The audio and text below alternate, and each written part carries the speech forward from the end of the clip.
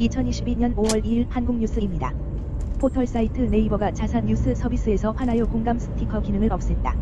네이버는 감정 표현 대신 기사 추천 자유를 선택하는 형태로 전환한 것이라 설명했지만 네티즌들은 국민 감정까지 통제하냐며 불만을 드러내고 있다.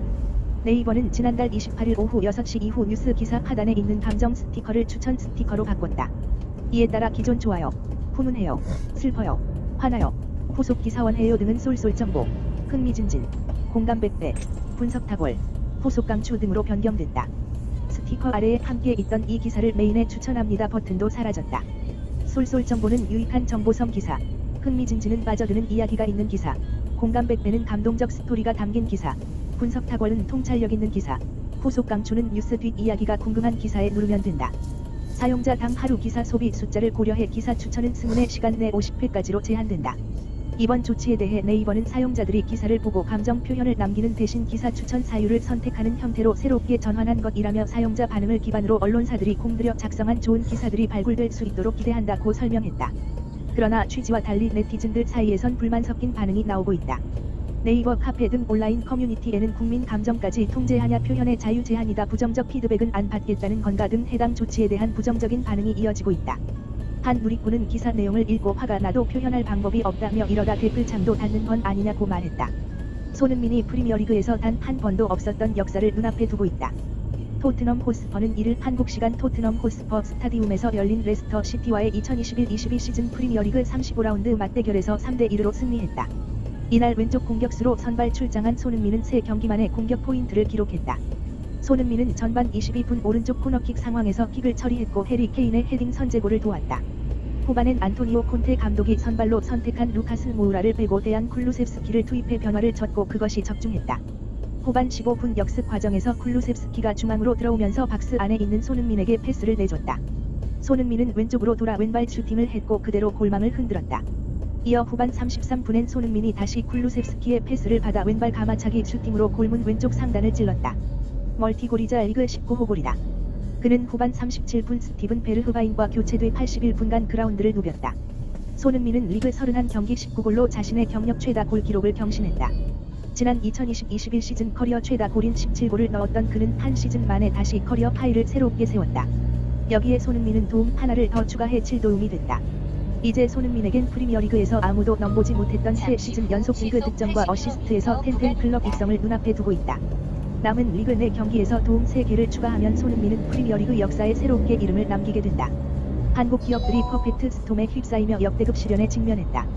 우크라이나 사태 및 원자재값 급등, 코로나로 인한 중국 공세 및 글로벌 공급망 붕괴에 이어 금리 인상까지 겹치며 한국 경제의 고물가 고금리 고환율의 3중고 위기가 들이오자 기업들의 경영 환경에도 먹구름이 낀 것이다. 올 하반기 경기 침체 속 물가가 오르는 이른바 스태그플레이션에 대비해 기업들이 지난해 말 세운 경영 투자 계획을 재점검하거나 비상대책을 가동하는 등 긴장의 끈을 놓지 못하는 배경이다. 이를 업계에 따르면 그나마 잘 나가는 반도체 업계까지 불확실성 속에 비상이 걸렸다. 매크로 이슈에 따른 수요 둔화로 실적 증가 속도가 더딜 것이란 시장의 시각이 커지고 있어서다.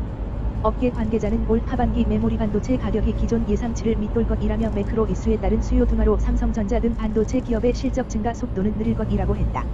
한 대기업 임원은 삼성과 SK, 현대차, LG 등 주요 기업들까지도 경영 및 투자 계획을 재점검하는 한편 경영 비상대책 계획인 컨틴전시 플랜 가동을 만지작거리고 있다고 했다.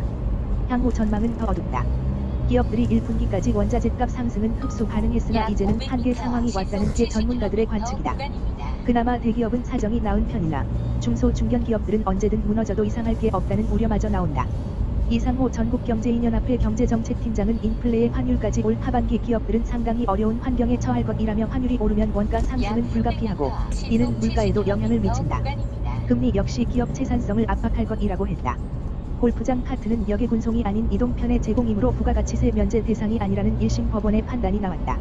이일 법원에 따르면 서울행정법원 행정6부는 골프장 운영회사 27곳이 관할 세무서 23곳을 상대로 부가가치세 경정 거부 처분을 취소해달라고 낸 소송에서 지난 3월 25일 원고 패소 판결했다.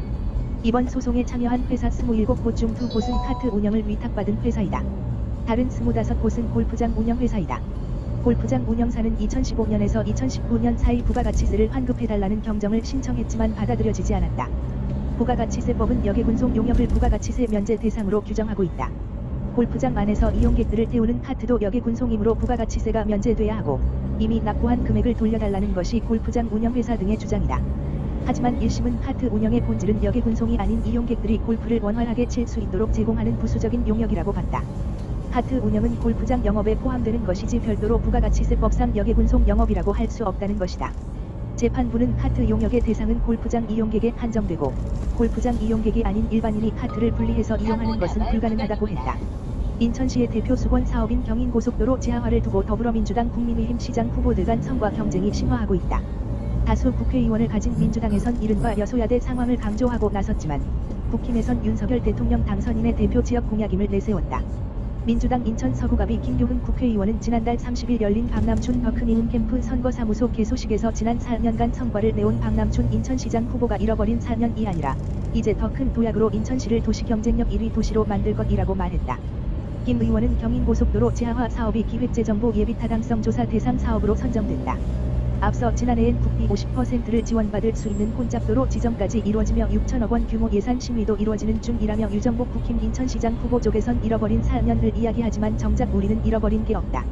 오히려 하나하나씩 성과를 내면서 인천은 대한민국 대표 거점 도시로 자리 잡는 중이라고 설명했다.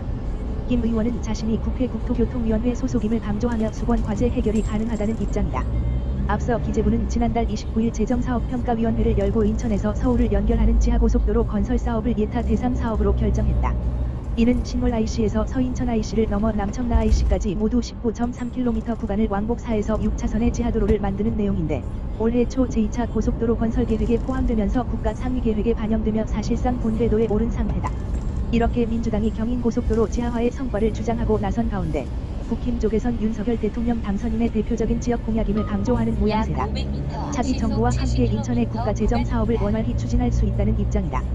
국민의힘 유종복 예비후보는 지난달 29일 안철수 대통령직 인수위원장을 직접 만나 경인전철 경인고속도로 지하화, GTX B노선 조기 착공, 인천도시철도 3호선 조기 건설 등을 요청하기도 했다. 그는 제 공약이자 대선 공약인 주민 현안 사업이 실천될 수 있도록 정부 주요 인사와 긴밀히 협의 중이라고 밝혔다. 송영길 전 더불어민주당 대표가 6월 지방선거 서울시장 후보로 확정된 가운데 송 전 대표의 지역구인 인천 계양을 지역국회의원 보궐선거에 이재명 상임고문이 적임자라는 추천글이 민주당 권리당원 게시판에 도배되고 있다. 송 전 대표는 지난달 29일 민주당 서울시장 경선에서 서울시장 후보로 선출됐다. 이에 해당 지역구의 국회의원 자리는 자연스럽게 공석이 됐다. 국회의원 보궐선거는 6월 지방선거와 함께 치러진다. 당원들은 이재명 상임고문의 인천 계양을 지역 공천을 강하게 요구하고 있다. 민주당 홈페이지의 권리당원 게시판에는 이재명 상임고문의 공천을 요구하는 글이 수십 개씩 올라오고 있다. 또 일부 당원들은 민주당 지도부가 이재명 상임고문 공천에 부정적 입장인 것 아니냐는 주장을 펼치기도 했는데 당 비상대책위원회에서 막는다는 얘기가 있다. 이재명이 되면 그동안 편하게 해먹었던 다선 중진들 자리 위협받을까봐 두려운 것이냐. 당원이 원하고 목소리를 높이면 귀 기울여 듣는 게 순리라고 주장하기도 했다. 이재명 민주당 상임고문의 조기 등판 요구가 거세지만 당내 안팎에서는 이재명 상임고문의 인천 지역 출마는 명분이 약하다는 지적도 계속 나오고 있다. 이재명 상임고문이 오는 8월 전당대회에서 당대표에 출마할 것이란 예측이 분분한 상황에서 먼저 의원 신분으로 국회에 입성하는 게 필요하다는 주장이다. 이재명 전 경기도지사는 주변으로부터 인천 계양을 출마 관련 여러 의견을 듣고 있는 것으로 전해졌다. 오늘도 시청해주셔서 감사합니다. 구독과 좋아요 부탁드립니다.